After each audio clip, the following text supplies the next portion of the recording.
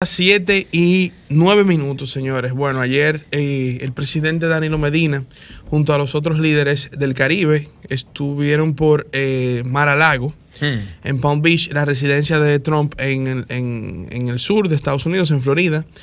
Y pues estuvo el presidente en una interesante reunión con el presidente de Estados Unidos y su equipo, donde se trataron diversos temas, pero hasta ahora se ha manejado básicamente temas de carácter económico, donde el presidente de Estados Unidos, Donald Trump, y Venezuela también, obviamente, se habló de Venezuela, donde el presidente de Estados Unidos va a enviar una delegación de alto nivel, 90 días, a estos países. Ahí estaban representados, pues obviamente, República Dominicana, Bahamas, estaban también Jamaica, Santa Lucía y Haití, representados en esa reunión.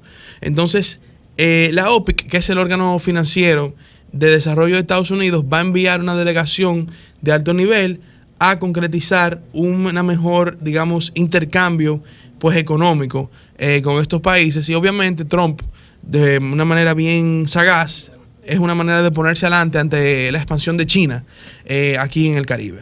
Así es, Orlando.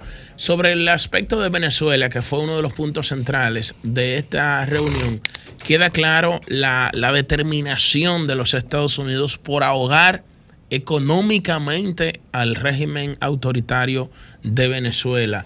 El presidente Donald Trump tiene la firme convicción de que la transición en Venezuela pasa en primer lugar por la salida del régimen autoritario de Nicolás Maduro. Y en ese sentido fueron convocados el presidente de República Dominicana y los presidentes de los países miembros del CARICOM, porque de los países del Caribe, quien ha reconocido a Guaidó como presidente de la República ha sido la República Dominicana. Otros presidentes han tenido una posición neutral y otros han alegado el principio de no intervención en los asuntos internos de otro Estado.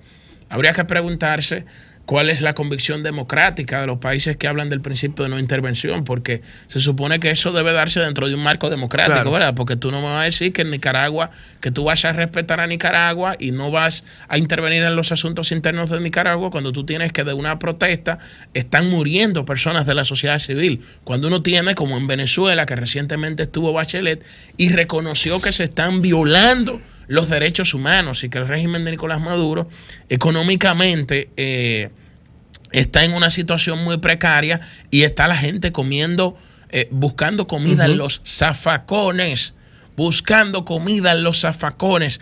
Estamos hablando de una Caracas, o sea, de una Venezuela, señores, que en la década de los 80 era la perla de América Latina y el Caribe. Venezuela era la perla, le decían la Venezuela saudí por su capacidad petrolera. Su capacidad petrolera, que la tiene hoy en día, pero en ese momento Venezuela también tenía altos niveles de desigualdad. Sin embargo, había una clase económica prosperando y eso de alguna manera u otra contribuyó al desarrollo de Venezuela. Sin embargo, vino este nuevo régimen que, como diría Orwell en La rebelión en la granja, vinieron prometiendo el oro y el moro, transformar un orden social injusto, derramar la economía hacia los pobres. Y una vez instaurados, entonces reprodujeron las mismas desigualdades que de sus predecesores y ampliaron, sobre todo, han multiplicado el hambre y la miseria en ese país. Y fíjense algo para que vean una señal de por dónde van las cosas. Hubo una entrevista que dio el presidente Guaidó al periódico ABC de España, donde dijo que España sería un buen destino, Orlando, para los chavistas disidentes, para los chavistas que abandonen el régimen de Maduro. España sería un buen destino.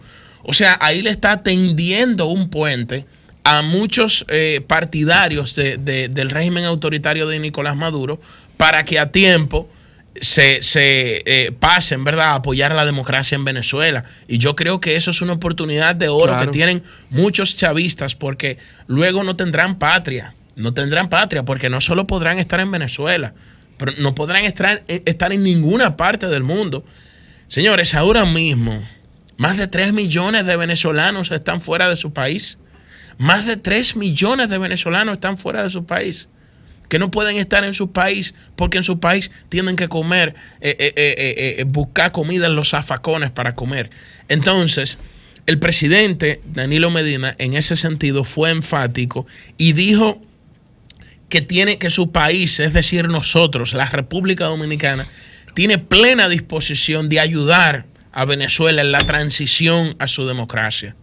Y en ese sentido yo creo que eso resalta las convicciones democráticas tanto del presidente de los Estados Unidos como del Grupo de Lima, como de la República Dominicana y como de todo aquel que ve en Venezuela o que siente dolor cuando ve la situación que está atravesando Venezuela. Y yo creo que ya cada vez más se comienza a arrinconar en términos económicos el gobierno de Maduro. El propio asesor de seguridad de Trump, Bolton, había dicho que ellos van a ahogar, asfixiar económicamente a Venezuela. Y yo creo que lo están logrando. Y fíjense también otro tema relevante que se trató ahí, y es el tema de las relaciones comerciales con China.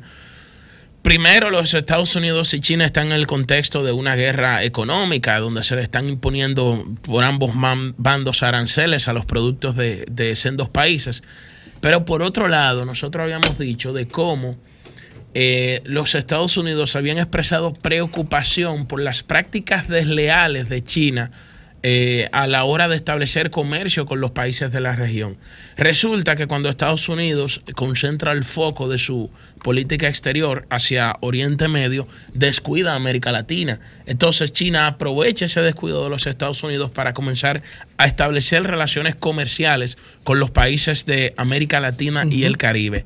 Y hoy ya China, que no es conocida en el mundo por esas prácticas nobles, diríamos, de comercio, está teniendo no solo el cuestionamiento, sino el ojo de los Estados Unidos. Y esto manda una señal muy clara porque recuerden lo que aconteció, lo que ha acontecido con el caso de Odebrecht, que se descubrieron prácticas irregulares a la hora de establecer contrataciones públicas. Con China los Estados Unidos también tienen el mismo ojo avisor, y eso nos compromete a nosotros como país a ser transparente en todo tipo de relación comercial que podamos establecer con China, Orlando. Miren, en esa reunión también de ayer del presidente Trump con los líderes del Caribe, es interesante notar algunos aspectos. En primer lugar, hace bastante tiempo que no se daba una reunión de un presidente de Estados Unidos con los líderes del Caribe, todos juntos. Generalmente cada uno hacía su visita particular para sus distintos temas, pero es interesante ver cómo Estados Unidos ahora plantea esta estrategia de política exterior de fortalecer sus vínculos con el Caribe en sentido general, es decir, como región. Obviamente, de los países presentes, República Dominicana, sin lugar a dudas, es el líder de esos países que estaban presentes.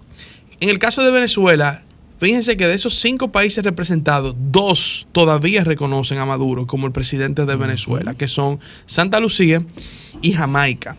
Y claro, hubiese sido interesante, el famoso hubiese sido interesante saber cómo fue ese intercambio con Trump, si ellos reiteraron su decisión de seguir apoyando a Maduro.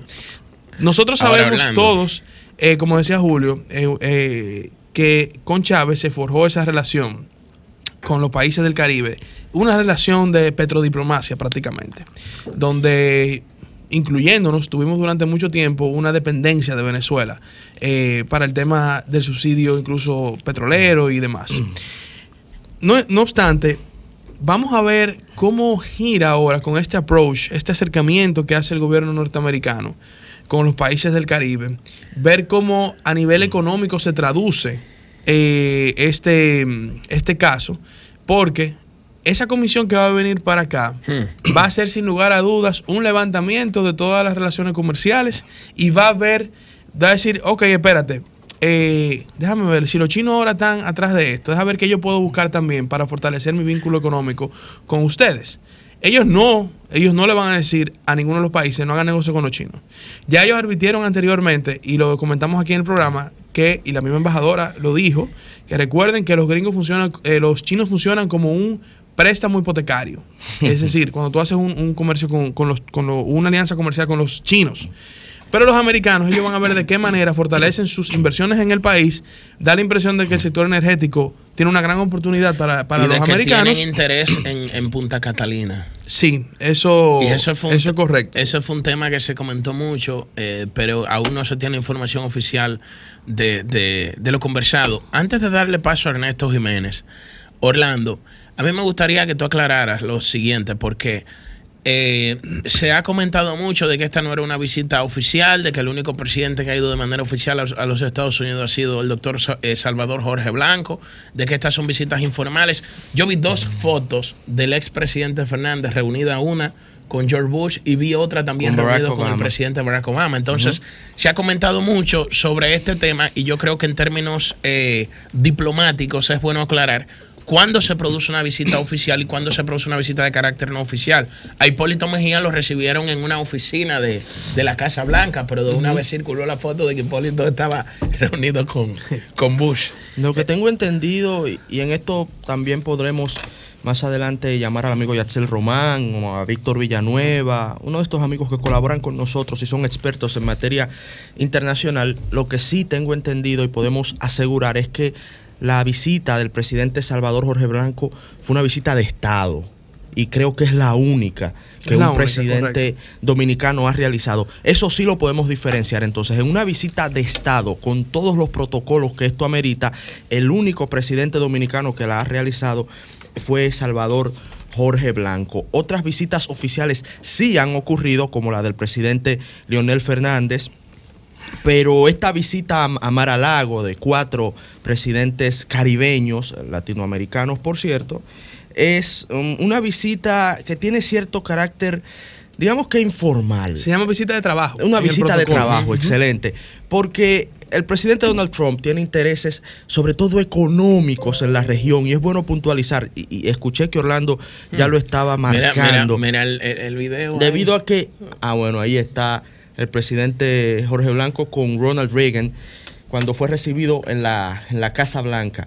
Miren, la República Dominicana recientemente, esto lo comentamos en este espacio, el año pasado, oficializó con la República Popular de China sus relaciones diplomáticas en todo el sentido de la palabra. Aceptó la petición china a todo país que les reconoce diplomáticamente, como aceptar que China es la única, y esto puede sonar un poquito redundante, vamos a decirlo de una manera un poquito más estricta, que la China continental es el único representante legítimo del pueblo chino ante todo el mundo civilizado.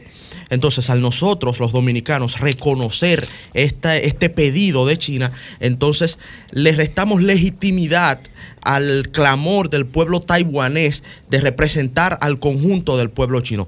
Tiene mucho sentido debido a que cuando hablamos de la China continental nos referimos a más de 1.300 millones de personas, de chinos, y Taiwán tiene menos de 30 millones de seres humanos que también comparten esa famosa etnia Han, que compone el 90% de la mayoría del pueblo chino. Por lo tanto, la China popular, la China continental es China, y nosotros así lo hemos reconocido a partir del año pasado. Esto despertó alarmas en Washington y se especulaba de que el gobierno dominicano había perdido puntos, por decirlo de una manera muy llana, había perdido votos. Y que no se habían establecido de manera muy transparente en Washington. Las relaciones por la manera, aquí. Claro, se hizo con mucho secretismo, entendemos por qué se hizo de esa manera, pues se sabía que se iba a molestar a sectores de mucho poder en los Estados Unidos de América. De todas maneras, es una decisión soberana del pueblo dominicano y nosotros la consideramos en su momento como la decisión correcta. Sin embargo, en torno a esta visita se ha hablado mucho del caso Venezuela. Y yo les digo a ustedes lo siguiente, eso fue lo menos importante de lo que se trató ahí. China, al día de hoy, es el principal inversionista en materia de tecnología en toda América Latina. Un 42% de sus inversiones totales, que superan los 100.000 millones de dólares en 10 años de inversión directa, de inversión extranjera directa de la República Popular China a todo el subcontinente latinoamericano. La República Dominicana produce 81.000 millones de dólares. China ha invertido eso y la mitad en toda Latinoamérica. Y en tecnología el 42%. Para que entiendan, lo voy a decir un poquito más claro, China está invirtiendo más dinero que Estados Unidos en tecnología en Latinoamérica. Son punteros en la tecnología 5G, que ahí también hay un tema interesantísimo. Y recuerden el caso de Huawei y todas las trabas que le están poniendo. Esto en el marco de este contexto de guerra comercial entre los Estados Unidos y China y su preocupación de cómo está esta potencia en auge, segunda economía del mundo, que produce más de 13 billones de dólares, 13 millones de dólares al año, principal competidor de Estados Unidos, y colocado por muchos analistas como el peligro más grande que ha tenido la hegemonía estadounidense desde la Guerra Fría. Ernesto, tú acabas de hacer una precisión que yo creo que para todos resulta muy edificante, sobre todo porque cuando veíamos el video ahí de Ronald Reagan con el presidente Salvador Jorge Blanco, recordamos el famoso plan Reagan para Centroamérica, que los Estados Unidos inyectó recursos a varios países de Centroamérica para eliminar el alfabetismo, para que incrementaran su renta per cápita, para programas de desarrollo específico. Ahora resulta que ese plan Reagan no se hace por la vocación democrática de Reagan o por los nobles que por el amor y el cariño. Por el amor que tenía el Caribe, no, sino para contrarrestar a los gobiernos revolucionarios y combatir o sea, en el contexto que se da, ¿verdad?, de esa Guerra Fría, lo hace para tener más peso en Centroamérica, para que los Estados Unidos tengan más peso en Centroamérica. Entonces aquí pasa algo similar. Ahora pasa algo similar. Lo hace Donald Trump pretende usar pero la no OPIC, luchando contra la Unión Soviética, sino luchando contra China. Donald Trump pretende usar la OPIC por varias razones. Primero, la USAID es un organismo de cooperación de los Estados Unidos para países pobres del mundo, ha perdido mucho prestigio y mucha credibilidad en los pueblos de la América hispana. Entonces, cuando utilizamos un organismo financiero, que estamos hablando acá de intercambios comerciales, dotado de mayor legitimidad, en donde los Estados Unidos abrirán vías comerciales en puntos, que también Orlando esto lo trató, en puntos en donde China, como el tecnológico, le está comiendo los caramelos, para decirlo en términos bien sencillos. Entonces ustedes entenderán el plan que Donald Trump va elaborando. Le damos otro dato para que sigamos edificándonos. China tiene un intercambio comercial con América Latina, si no me falla la memoria, alrededor de 300.000 millones de dólares. Una locura. Por eso siempre comparamos con República Dominicana. Nosotros producimos 81.000 millones de dólares. China intercambia con toda América Latina 4 veces esa cantidad. Y se va acercando también a los Estados Unidos. Entonces, el descuido producto del atentado del 11 de septiembre del 2001, a partir de ahí, esto lo hemos analizado en otros comentarios y tardaríamos mucho recapitulando, pero el descuido que los Estados Unidos sometió a la región, enfocó su mirada en Oriente Medio, enfocó su mirada en el sudeste asiático, esto Donald Trump lo está revirtiendo, vio lo que pasó cuando los Estados Unidos, dentro de un análisis geopolítico desde el punto de vista estadounidense, vieron cómo los movimientos revolucionarios del siglo XXI se apoderaron de la región cuando ellos la descuidaron, y ahora Donald Trump está echando para atrás. Ahí entra Venezuela. Y culmino para darle paso a Susi Aquino. En ese punto es que entra Venezuela. Los Estados Unidos están decididos a desmantelar los movimientos progresistas en América Latina. Les queda... Fíjate que ahora eliminaron UNASUR, que había sido una entidad para agrupar los países de Sudamérica que creó Hugo Chávez. Y ahora lo sustituyeron por PROSUR, eminentemente conservadora. Que competía con la OEA. Porque Hugo Chávez, Evo Morales, Rafael Correa denunciaron a la OEA como un alfil de los Estados Unidos para imponer sus intereses en la región. Y tenían razón. Durante mucho, todavía tienen razón. La OEA es todavía al día de hoy un instrumento de la geopolítica estadounidense. Y culmino con esto.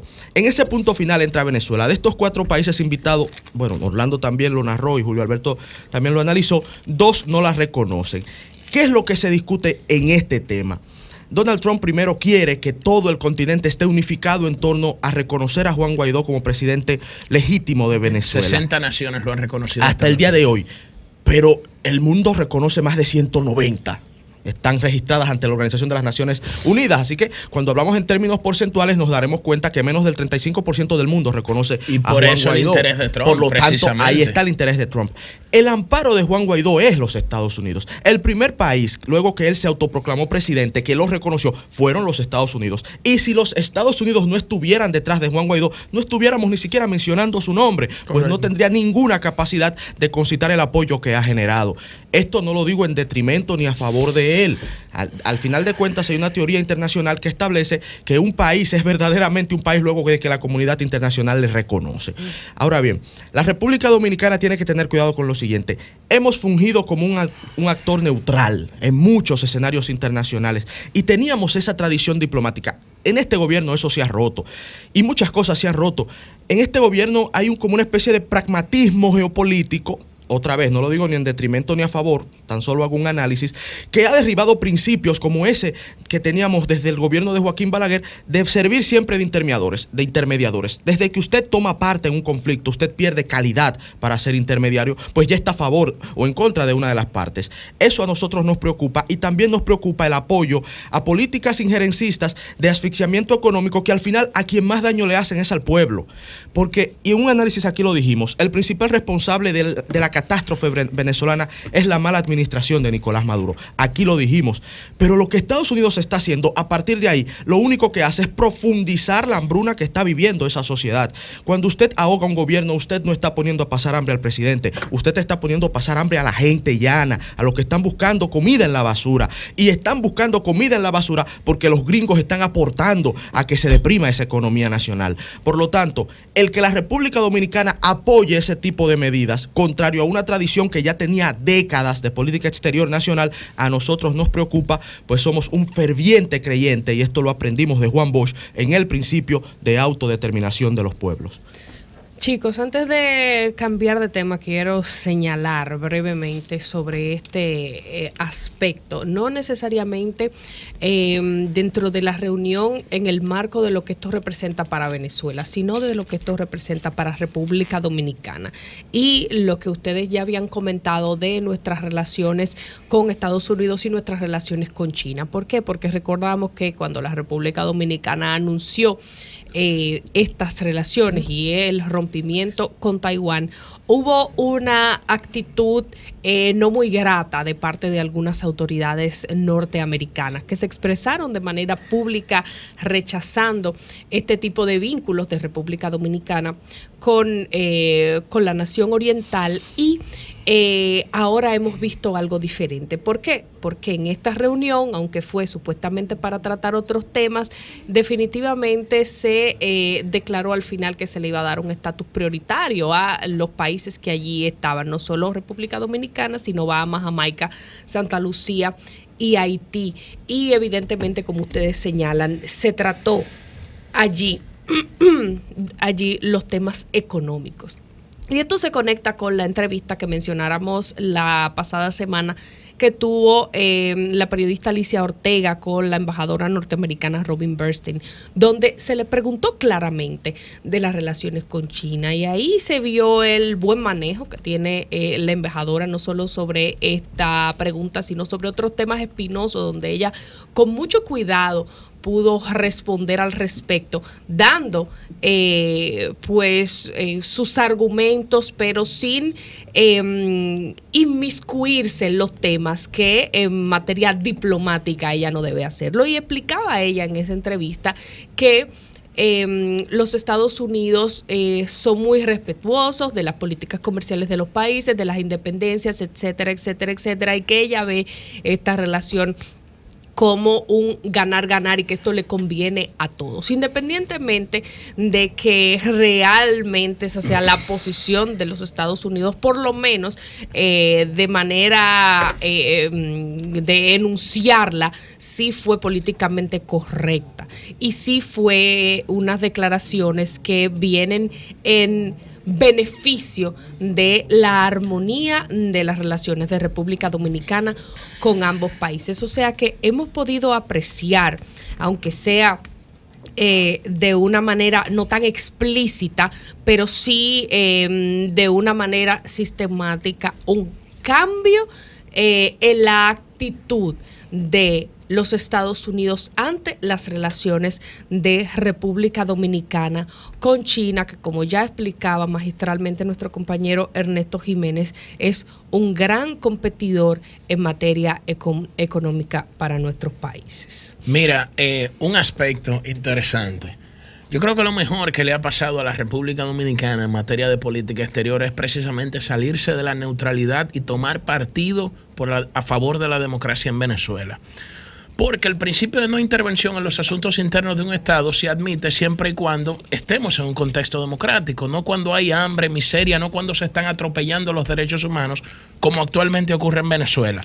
La alta comisionada de los derechos humanos de la ONU, Michelle Bachelet, que es socialista, es socialdemócrata. Sí, es socialdemócrata. Es socialdemócrata, o sea, es presidenta chilena. Es presidenta y progresista. Sí.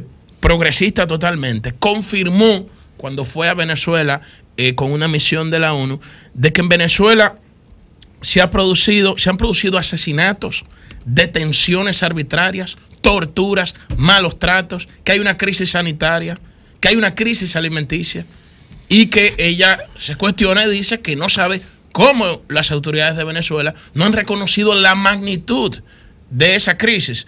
Entonces, de alguna manera u otra, hay que presionar al régimen autoritario de Nicolás Maduro para que pare las detenciones a los presos políticos, para que permita recibir ayuda humanitaria de parte de la comunidad internacional, para que se paren el atropello a los derechos humanos.